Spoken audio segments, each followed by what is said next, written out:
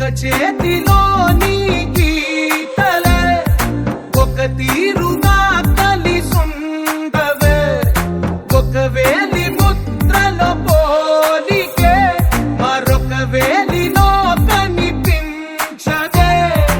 ఎక్కడ పుట్టిన వాళ్ళో ఏ దిక్కున మొదలైనోళ్ళో ఒక గుండెకు చప్పుడు అయ్యారుగా. ఏ నింగిన గాలి పటాలో ఏ తోటన విరిసిన పూలు